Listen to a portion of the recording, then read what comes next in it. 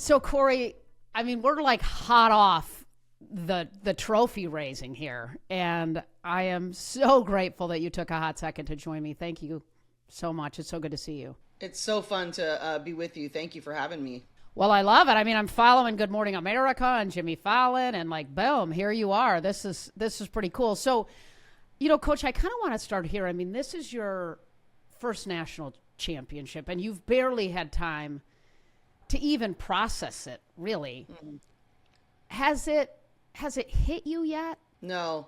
In fact, we had, as soon as we got back, we had to be right into the transfer portal, and it opened the day after the national championship game. So Tony, my associate head coach, and I were saying we almost forget that we won a national championship until someone stops us, and Right. it's one of those crazy things. But and no one tells you when you're going on the Today Show and Good Morning America and all that other stuff that they're going to have you do it at 3 in the morning after you've not slept at all. So it really was not a great look, but what an amazing thing to be able to tell the story of our incredible women and celebrate them. And so no complaints here.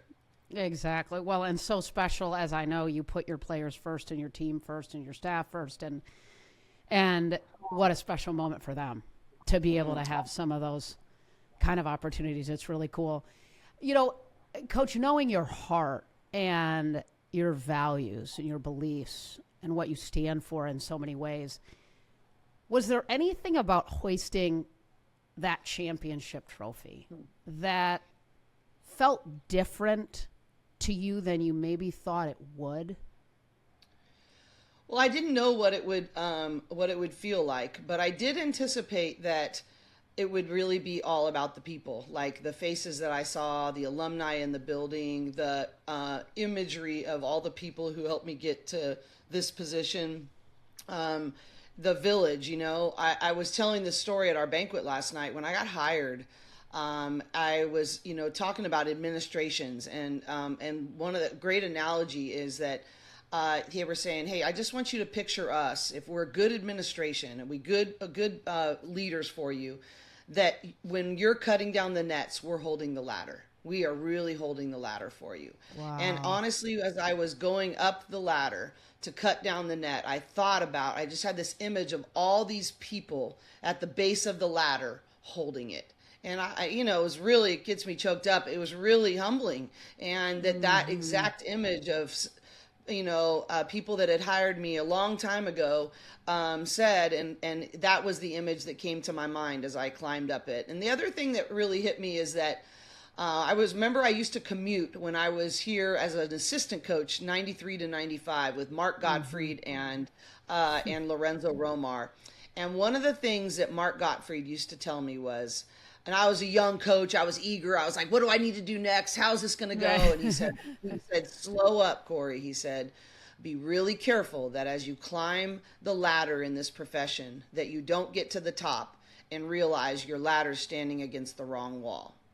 And I really that and I knew I had a special team pretty much all year, and so that was one of my prayers, is that God just make sure this is based on the right things, and that I don't get to the top of the ladder and my ladder's standing against the wrong wall. So it really was just a people thing. I didn't know what it would feel like. I didn't know what the expectations would really be, but it really was a people thing, and I wanted it to make sure that my why stayed the same. How did you? I mean, I think it gets easy in a world full of a focus on outcomes, and certainly in sports on winning, on trophies, on hanging banners. It can get easy to get sucked into this mentality of chasing the achievement.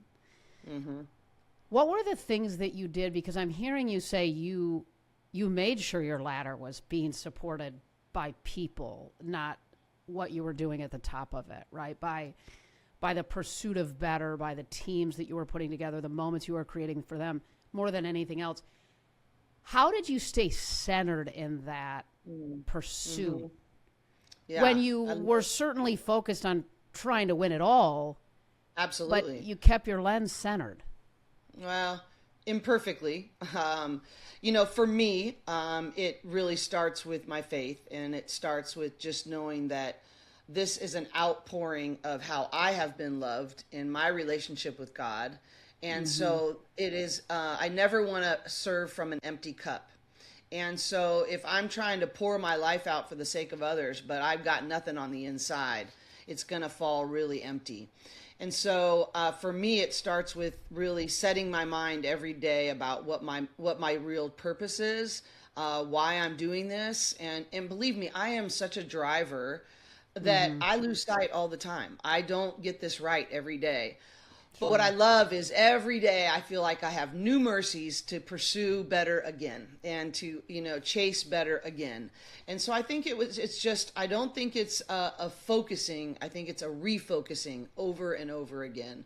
I heard the Winning Difference. I think they do an amazing job, but they did something in our mind gym. We stole from them, and we do our mental conditioning every single week. And that's one of the ways we really worked as a program to refocus all the time and really work from the inside out. But they said, if you're fully present in being better today, in putting that brick perfectly instead of trying to build a wall, that outcomes will find you.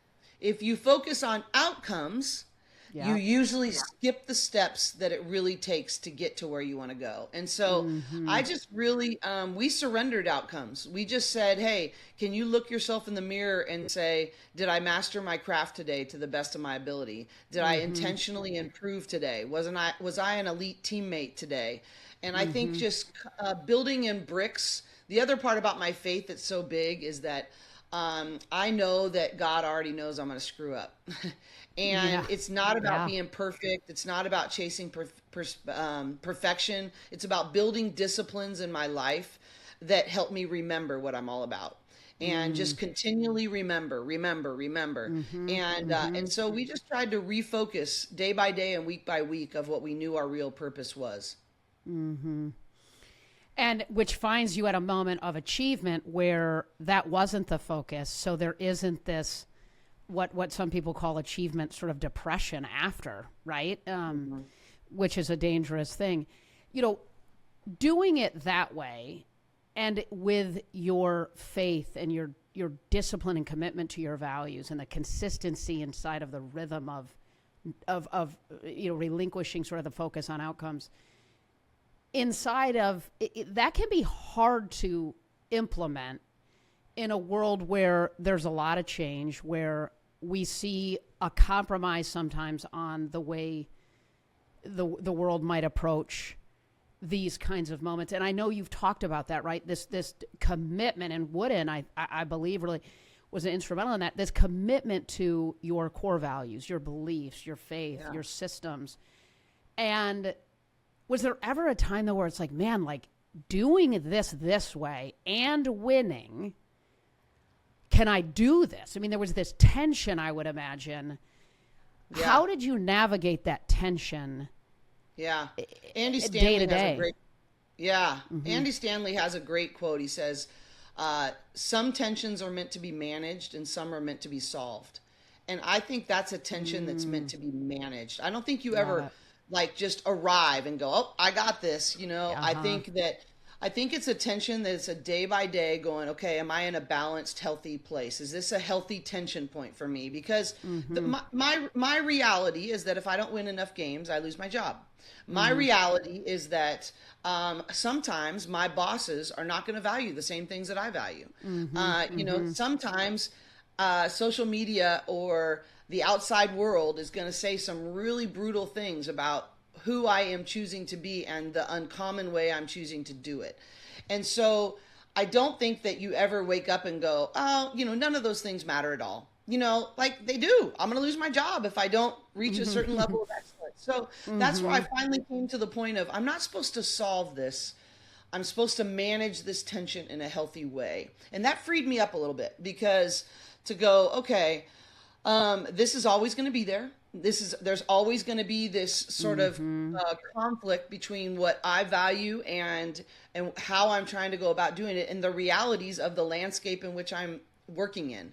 And so, I think it starts with having truth tellers in your life that can tell you when you get off course.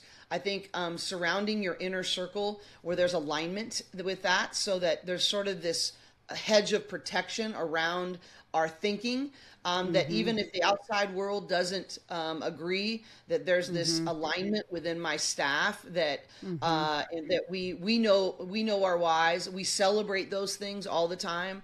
We reinforce them and try to make sure that we're grounded over and over. Every week in our staff meetings, we start with three things. One is a connect question, because I don't think you can have a committed staff, as John Gordon would say, without a connected staff. So we have a connect question where we're just getting to know each other. And then we revisit our mission. And we just remind ourselves of why we're here and what our uncommon vision is. And then third is we celebrate the victories and how are we seeing that lived out in the different areas of the program, academically, fundraising, player development, whatever. And we just celebrate those things week by week, every single time. And I think just over time, that's how we've stayed in a healthy place. And so that's a remarkably cool system. I mean, you've put a system in place, so it's not right like what we see so often, where there's these missions and values that are plastered on a wall that nobody's actually sort of living into. As a leader, right? I'm sure there's been moments where you've got this. This is and you're the leader, and you're sort of. But at the end of the day, too, there's people with other influences in their life and other kind of levers and components that can influence their consistency in what you have created structure around. Have there ever been some moments like that? Maybe even some conversations or some pushes and pulls that you found yourself in, and how you navigated through it in service of commitment to the team's mission and core values, but honoring the ability to show up and hold somebody accountable for it, but also let them feel seen inside of the pull that they're getting from the outside in. Totally.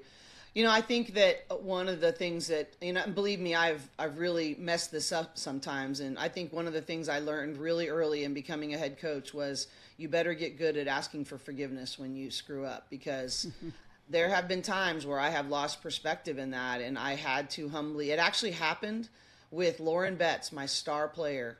Wow. Right before the NCAA tournament. I did not handle something on selection Sunday with the media like I should have. And she had to really take the brunt of that, my mistake. It was awful. And the next day I had to really just ask for her forgiveness and just be like, I know that what my poor choice affected your ability to stay in the sort of the ecosystem of good health for her. And it's sometimes it's not, you just have to acknowledge when you get it wrong. That's the first part. But I also think that it's not going to have a lot of depth if it's, you better be good in our mission or else, and I think life happens. We had our banquet last night, and one of our senior speeches was referring to one of my assistant coaches, and the power of his impact on her life was based on her watching him navigate one of the hardest personal things in his life and a loss that he experienced this year, while still showing up and trying to love our players well. But it was in the midst of the wrestle that he had his greatest impact. And so I don't believe that it's work-life balance as much as healthy integration, and healthy integration to, hey, tell me where you are today, and not where you hope to be, but where are you today? And how do we help each other be better together? And, and I just think that's life, right? Is that there's been times, I remember coaching the USA national team, the World Cup team. I'm overseas, and I'm the head coach. I'm supposed to have my stuff together, and my dad dies on the trip. And I'm just like, okay, how am I supposed to navigate this? To fake it till I make it was not an option. So how do I compartmentalize in certain spaces, but also how am I honest?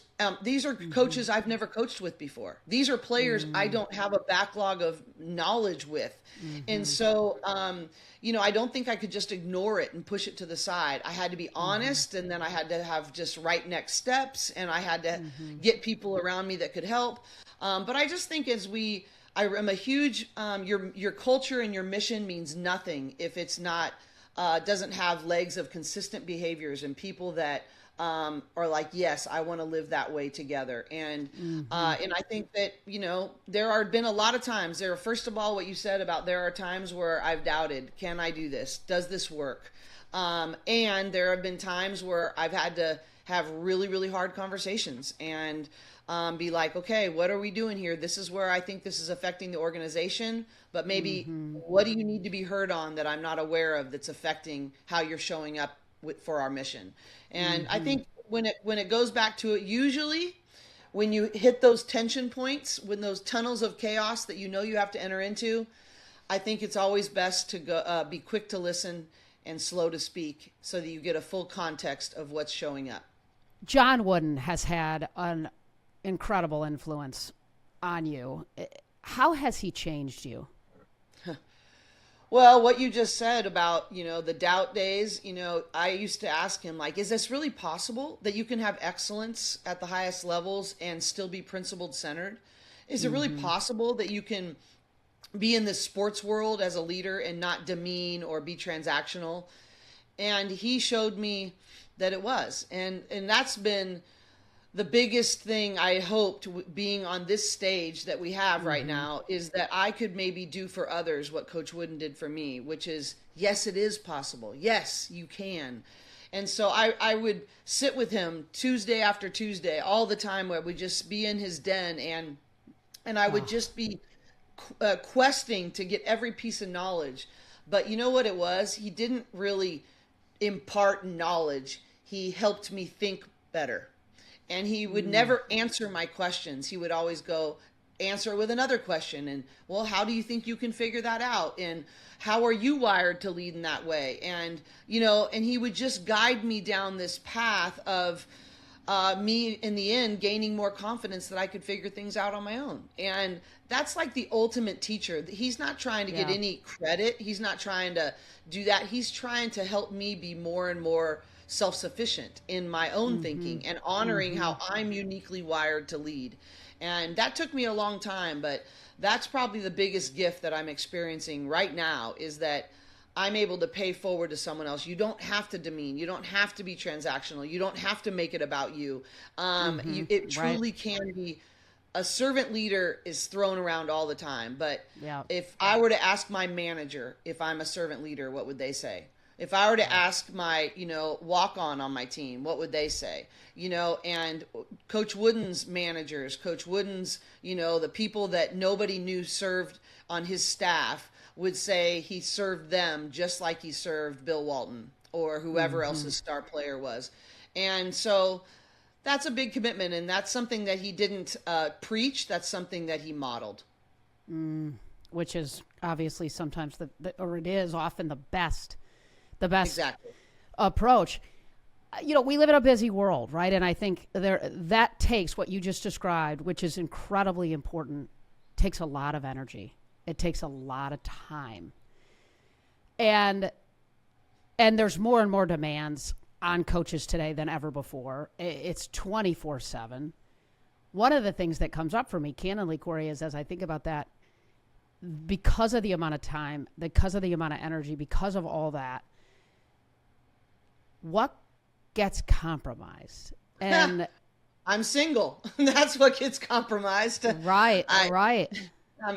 I mean, really bluntly, like, I always thought I'd be married and had a family, and I would have been at this point, a different place that way. But I also think in life, there's something missing from everybody's picture. Like, you had this picture growing up of this is what my life is going to look like. And,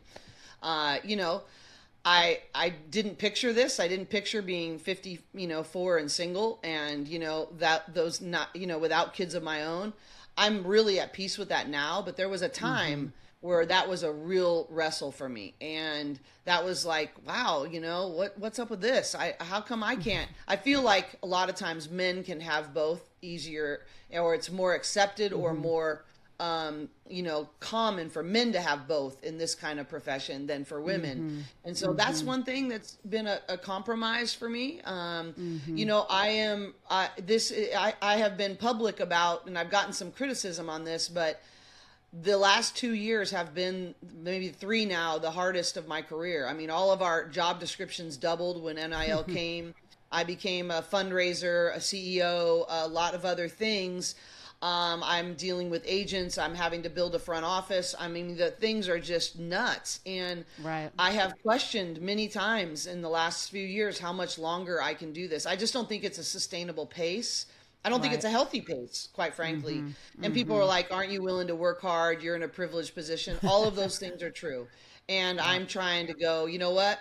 I just have to make a choice for my life, whether this is the cadence I'm willing to live. Right now I honestly am just praying, like, is this, and I've got a couple more years in me, but I thought I would coach till I was 65, whatever else I would. And now I'm like, whoa, that seems daunting. And so I am hopeful that we can get to a more healthy place in this new era of college athletics in the next, 18, 24 months. But right now, it's a hard balance to find. I definitely have made compromises, and I've definitely had to make priority decisions of what was going to be most important in my personal life. And, I've chosen to go all in, and that these young women have become sort of my kids. I'm sort of their basketball mama, so to speak, and, go from there. But I definitely don't have it all figured out.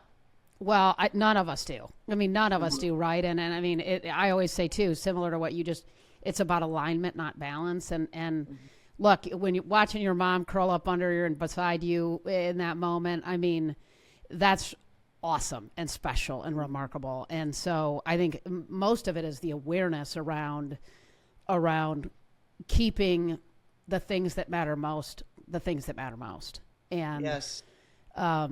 And I love that about you. It's inspiring, and it is infiltrating others and inspiring others, no different than Wooden did for you. And one of the things I love that you talk about is that, you sort of said that talent is the floor and that character determines the ceiling, which is just awesome. I love that quote from you. How does that come to life for you tactically when you're building a team? Well, first of all, I stole that from Buzz Williams. So like all good things that I have said, I've stolen from somebody else. Buzz, he's got a lot of those. Have you gotten some of his T-shirts? I haven't. I'm like, he's holding out. I don't have any of his T-shirts. Well, I'll forward mine to you because I've got 100 of them. It's awesome, though. Okay. He's got all kinds of quotes. He is. He's a walking quote. But yes. He is. But all that to say is that in the day-to-day, I think that, teams and organizations and all that, which you know way better than I do, but it's not about what you say. It's about what do you celebrate and what do you allow, and having systems and I would say ways in which you honor the right things. And I think what do you give your attention to? What do you celebrate? And we, like, for instance, for us, it's all about uncommon choices. And what are the uncommon choices that take place? So once a month, we have it built in that they honor each other in uncommon choices they've seen each other make. And that could be in the classroom. It could be on the court. It could be in a game. It could be whatever. And that's just one way. But like every day at the end of practice, we always joke that women think they're not as good as they are, and guys usually think they're better than they are. And so, but after practice, most players go home and they're like, oh, why did I turn the ball over? Oh my gosh, Coach was yelling at me. And there's this negative loop. And so I learned really early on that we had to interrupt that systematically before they left the gym. So our director of mental conditioning, when I first got the job at UCLA, Joshua Medcalf, started them doing what went well journals. And every time before they left the gym, they had to write at the top, basketball is what I do, it is not who I am. And then the definition of a growth mindset. Everything that happens to me today is an opportunity to learn and grow. And then write 8 to 10 things that went well that practice that are under their control.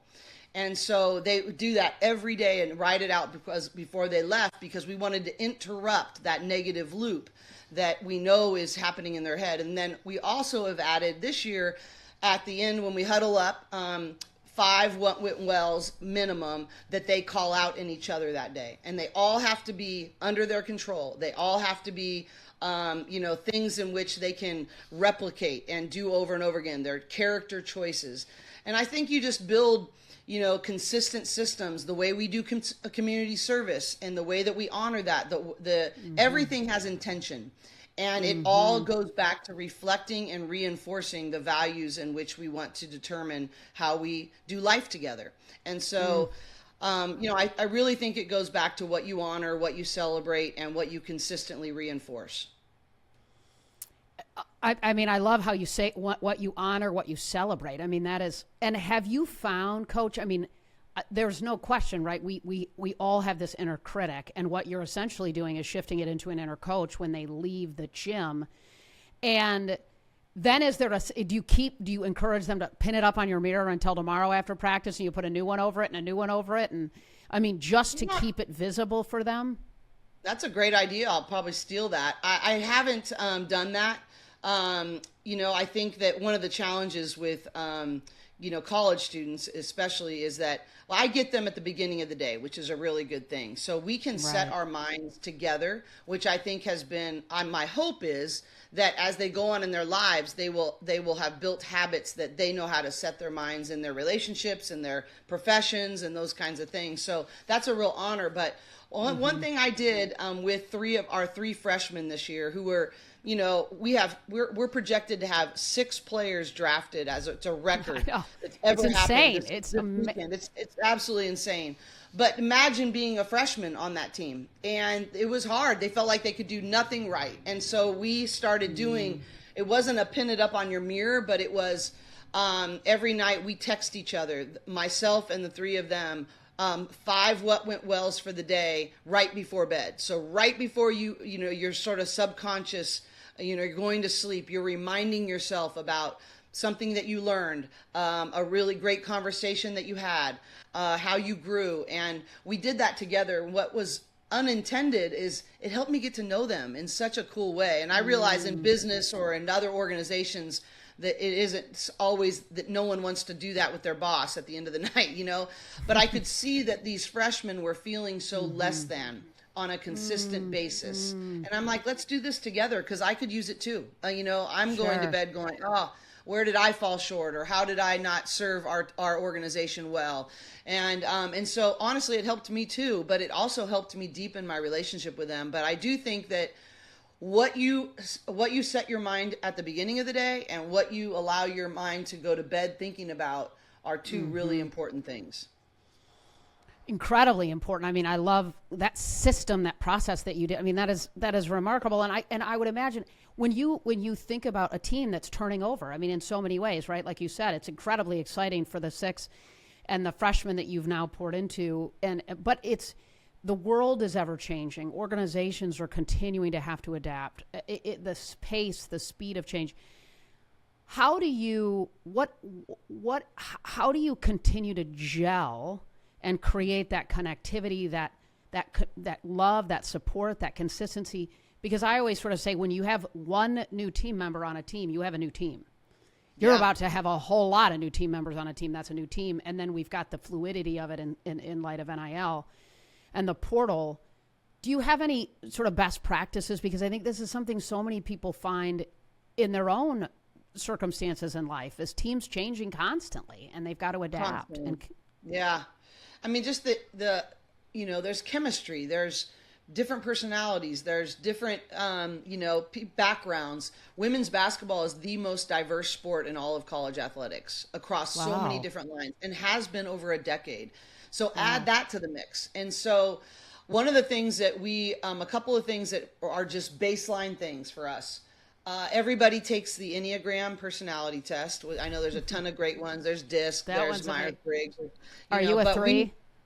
how did you guess? Hey. So yes, I I am don't know. a I three. just say it's guess. Yeah. Yes, I'm a three wing too. Yeah, so I'm an achiever.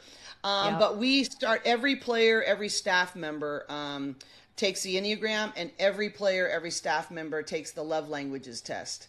And so that it exposes in me as a leader that's how often I lead selfishly through my own lens. And what it's helped me do is, and then we build, I'm jumping around, but we build practices around going, okay, what does a 3 need to know about an 8 in stress? What does it look like to feel seen for a 4?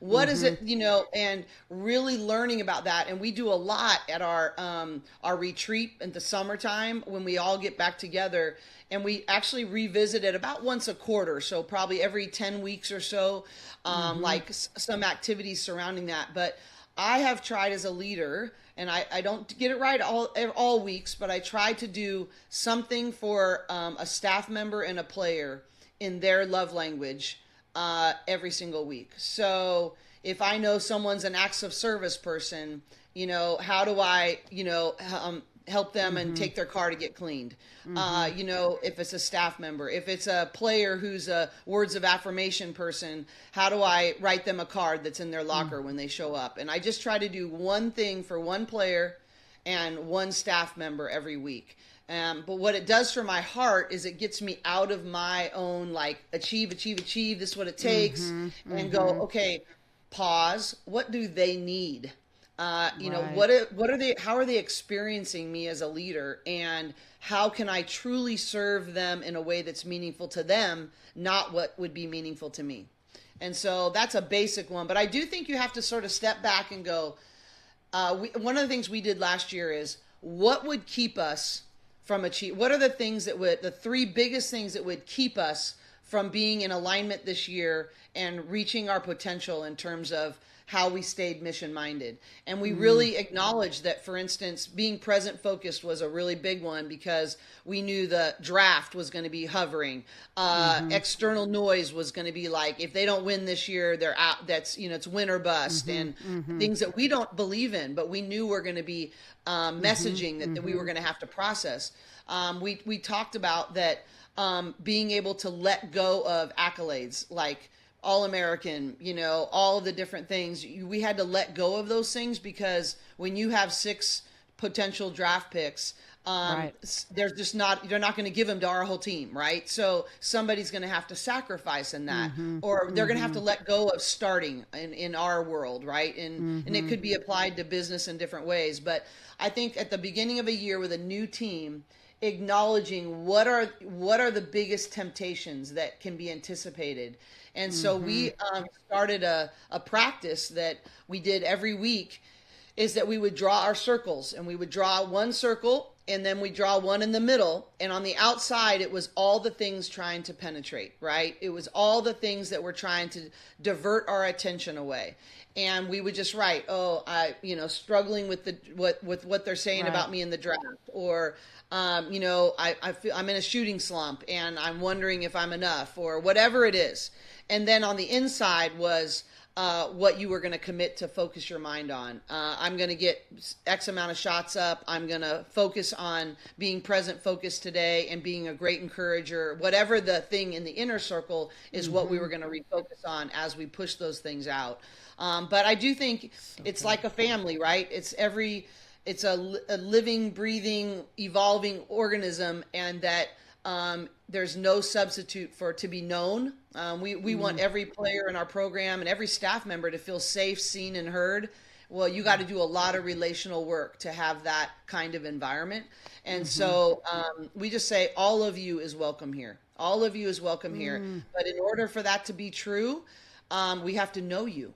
And so the courageous vulnerability that we had to work to do, it's something that we work at all the time. What I mean, that is, it's what are the controllables in the center circle in some regards, and what are the uncontrollables? Yeah, And there's so much exactly. noise. I mean, when I was a sport, years ago, it was like, hey guys, just don't read the paper. Right now, it's Yeah. doesn't quite work that way anymore. Yeah. No. It's a different world. What is your approach to setting goals for the team as a team? And then what also with your core values, with your beliefs, with transparency and vulnerability and connection and the we first mindset, what is your strategy and approach to holding people accountable against those goals in service of caring so deeply, but also wanting them to be the best for it? I'm curious how you do it. Yeah, I mean, it's all fluff if there's not real accountability, right? Right, If we're not all held to the standards, and it starts with me. I think that, it's one of the things that another way that Coach Wooden really impacted me is that discipline can look a lot of different ways. And, there's a couple big ones for me that if you are being an energy vampire in our practice, you will be removed. You just lost the privilege to get better today. I just say, you need to go home. You lose the privilege to get better today, and we're gonna come back tomorrow and try this again. I also think a big piece too is to accountability is don't have a lot of rules. Have a few that are really foundational, or expectations in business, or how you want your organization to run. And if you have 5 or 10, there's no way you can't hold that standard on a consistent basis. And I think it's okay to delineate between standards and expectations and and rules, I guess. Like there's certain things, like we joke around in ours, is that in how we dress, that we have the no B's, right? The no boobs, B's? no butt. Yeah, no B's, Yeah. no boobs, no butt, no belly. So, but that's an expectation deal. But obviously I'm coaching 18 to 23-year-old women. But Right. I think it's, my big ones are be on time, do your best mentally and physically, and respect and represent. So, and in fact, right after the national championship, people were giving them champagne at the hotel, and she turned to me and she goes, "We don't have to respect and represent anymore," and I laughed, and but I Yeah, you think do. For you do. For you, sweetheart, you do, right? Like, yeah, exactly. Yeah. But I think that we're in a situation that I think that more is definitely not better, but this is my generation that I'm working with. You just laying down rules doesn't work. You have to have a few things, and they have to really understand why those are there. Hey, this is why this is one of our core things, and we have 3 core values. Gratitude, being a lifestyle giver, and a growth mindset. And so, and before I ever say those, they need to see those woven into everything we do. And so I think it's really how it's lived and how it's breathed, more so than, how it's said. But in terms of goals, what you said about, I only talk about goals one time. And that's at that retreat, one time all year. And I say, okay, where do you want this to end up? What are your goals, or what are the objectives of this year? And I say, okay, then we are going to now spend the time reverse engineering the roadmap and the standards it's going to take to get there. And then are you willing to commit to those standards? Because everybody wants to win a national championship. Everybody wants to, do that. But very few are willing to do what it takes, and if that's what you want, the road is very narrow. There are the whole illusion of choice thing I really buy into. Like, you don't have a lot of choices if you want to be at that level of excellence. Totally. There just are not. And Yes. so I think that we really spend time on tactically, like we got our butts beat in the Final Four last year. It was our first time being there, and we got spanked, and we had to look in the mirror and go, okay, what are the areas that we have really got to fix? And so tactically, we had, areas of like defensive rebounding, our assist to turnover ratio. There's that. And then what also are the ways in which we're going to sacrificially treat each other and being great teammates. There's everything from who you are as a team, tactically how it plays out, and what you're willing to commit to in practice habits. And so it's really comes down to one word: standards. And they as we reverse engineered and built this roadmap of process, not outcomes, they got whatever we determined was our standards. They had a part in developing those. And so when the accountability piece comes, hey, we agreed to this. Right. And all I have to do is say, hey, have your objectives changed? Has your goals changed? And they're like, no. And I was like, well, we agreed that this is the roadmap. These are the commitments. These are the standards. And so we need to get back to those. And so, you know, I'll just say, hey, it became not optional when we agreed to it last summer. Right. And Right. we did that. Not I did that. We did that. Right. And so I'm like, unless you're bowing out of what we agreed to, then you got to get back on the train. Yep. Amen. You know, you said it, right? I mean, last year against UConn, you know, you lose by 34, right? I mean, how did that, and you talked about, how did that, because adversity, we know, it makes us better. It's an opportunity for us to grow, failures, feedback, all of that. How did that change you as a leader at the highest level? If you zoom out, how did it change you? Yeah, it changed me a lot.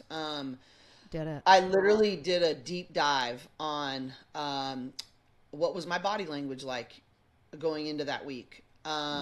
What was you know, what was my thinking? What might I have been distracted by?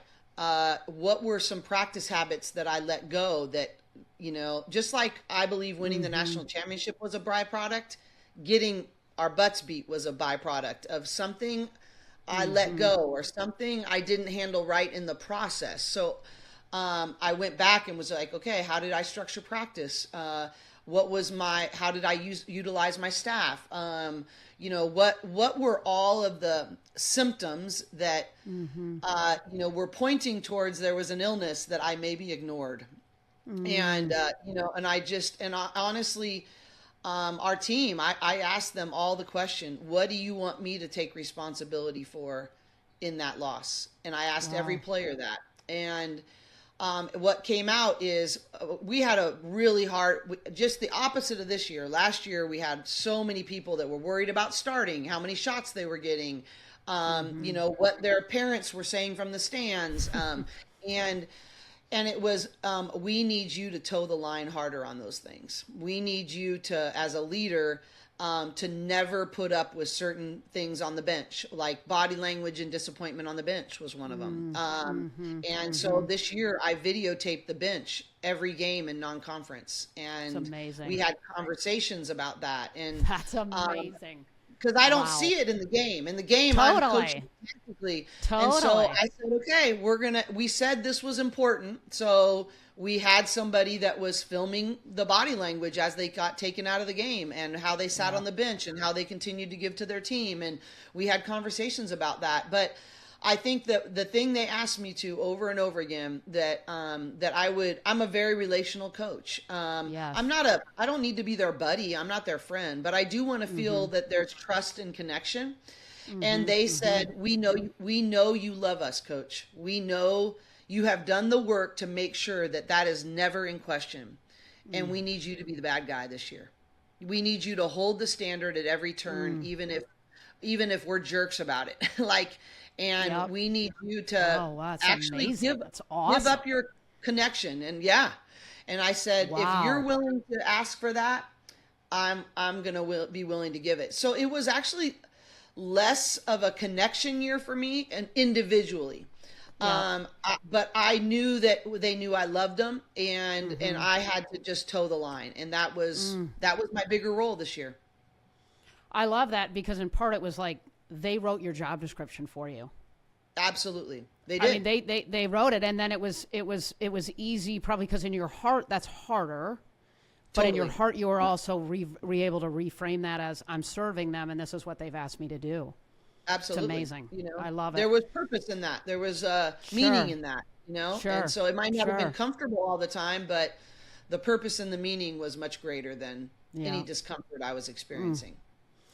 I mean, you know, as I think about how you've held the space between the tension in service of your values, you've done this for 15 years. I mean, like, What part of your journey are you most proud that you never compromised? Mm. I I think that just that outcomes were never going to define our how we evaluated our jobs every year, and I Mm-hmm. don't think I've ever compromised that is not the most important thing. You know, there's been a Mm-hmm. lot of to do about. I talked about this. That in the Scott Van Pelt asked me right after the Texas game, you Mm-hmm. know, what I was most proud of, and I just said that who they're becoming and who they're impacting, because banners hang in gyms and rings collect Mm-hmm. dust, but who they become and who they impact, they get to keep forever. And but Mm-hmm. I had to be taught that, and I remember when I learned that. We went out into the Poly Pavilion. Joshua Medcalf brought us out into the middle of the floor, and this was I don't know, this was maybe 10 years ago, and he said, what's gonna stay with you for the rest of your life from these 4 years? And I'll never forget. Jordan Canada said, I want a banner, baby. I want a banner right up there." And he walked them through about how he can't wait to Yeah. be there when we raise that banner, but it is just going to hang in gyms, and it's Yeah. it's just not gonna it's going to be empty if Mm-hmm. that's that's all it is. Mm-hmm. And then the rings, and he talked, but he really broke down about how fleeting Yep. those championship banners and rings are, and Mm-hmm. how really surface level, and actually they can lead even to depression sometimes, because you build this Totally. thing up that it's this culmination, and you referred to it earlier, but actually it's the thing that can make you feel most empty when you arrive if there's no substantive part behind it. And I was just sitting there going, oh my gosh. I mean, I gotta make sure that we understand this, and I gotta make sure Mm-hmm. I understand this. And so Mm. I just kept going from that point on. Became one of the things we talked about all the time: is who you're becoming, who you're impacting. Oh, that's That incredible. stays with you. Those are the relationships. That's what you should be most proud of. And I'll ask them all the time, when you walk across the stage and get your Yeah. diploma, what do you want to be able to say about who you became? What do you want Mm. to be able to say and feel about who you impacted? That Mm-hmm. is your legacy. That is what Mm-hmm. matters. And so we are going to honor those things more than so I'm proud that we have never let go of that. Mm-hmm. You haven't, and it's hard to do in the world that we live in, but it leads to, as Wooden shared with you, and it makes sure your ladder's leaning up against the right wall. It makes sure that your legacy that you're leaving is what you want it to be. It's just and the gift that you're giving to those girls because of that is wonderful, and what a blessing. And so I want to end. I just want to hit you with a couple quick rapid fires, and before I Before know you you do that, probably go. can I say Yes, one thing? I don't mean to interrupt yes. you, but you said something that's really about what I learned last year as a leader. I've been reflecting just the last couple days, is like I have to do a deep dive of what's required of me now. There's a different construct now, and I'm very much Mm-hmm. feeling that. And I've been thinking already about looking at all of our systems, and do they support sustained excellence at this level? I think there are new pressures, there's new Yep. expectations, there's new whatever, and then add on, NIL, add on. And so one of the Yep. ways this experience is changing me as a leader is, like, I think I'm going to try to not have to, I get to pursue an executive coach or someone who comes in and, like, that system's not going to hold you. That system Yeah. has flaws. Yeah. Yep. You need to really think about this as a leader, because I think I'm a pretty good visionary and strategic thinker, but I'm actually Mm-hmm. not the most organized. I need help with certain things, and Mm-hmm. systems are everything to me because they cover for my Mm-hmm. lack of organization in the moment. Mm-hmm. And so Mm-hmm. I am really needing to, as a leader right now, look at, in this new era of winning a championship and NIL and rev share and Mm-hmm. the attention that we are now getting in Los Angeles, Sure. and how Sure. does my time management need to change, how to all those things. But I Sure. think really I need to do a deep dive on what does that look like for me as a leader, and I'm probably going to need to hire someone to help me think that through strategically, because it's a new construct now. You'll do it. Let's do it. Okay. Let's do it. Uh, All right. I'm in. Let's do it. Let's do it. I mean, it's really thinking. I mean, let's do it. I mean, at the end of the day, like one of the things that is the most important thing is, I mean, you need of the best in the world. We need leadership advisors. We need consultants that can come in, which is different than an executive coach, by the way. But it's somebody that can really come in and challenge you with some of the tough questions. That's what I'm looking for. Right. That can help you gain the clarity. And what is such a gift, Cori, about you is that here you have. One, you've chased this without an over focus on it, but you're still eager to sort of tinker, to tweak. And that's what the best in the world do. And what we know is that yesterday's trophies don't guarantee tomorrow's, right? And that yesterday's systems don't guarantee tomorrow's success. And what got you there won't get you to where we're going. And so exactly. Amen to the curiosity. Let's go. I'm booking a flight after this. Let's go. LA, baby. Okay. I'm going to be following up on that. I'm all over it. So Coach, I want to ask you one quick rapid fire question. Who is a game changer in your life? Who is a game changer who inspires you and why? Oh, that's the thing about me. I've got so many. I'm just going to, I'm going to go, these are dangerous. I'm just going to go with my, what comes to my gut is I had a village of people that really helped raise me. And they were taught at the same high school. They did Young Life with my parents. And, one was the boys basketball coach. We all went to the same church. And one, was at the game in Phoenix. And he's struggling with Bob and Denny Kellogg and Steve and Gail Kane. They have been there for me since I was born. It gets me choked up. Wow, and they have imparted. They have been so faithful and imparted so many incredible things and have been so faithful to me through the years. And today, that's what comes to mind. I'm going to thank them. God bless them. They sound, wow, amen. I love that. And I love that you share that. And I love, Coach, your emotion. Right? Like it's just so authentic. And that's what I love about you and what the world loves about you and why you have connected and poured into so many people over the years. So Cori, this is so fun. I'm so happy for you. I'm happy for who you're becoming, as you said, and the person that you're developing inside of the girls that you pour into. So thank you so much.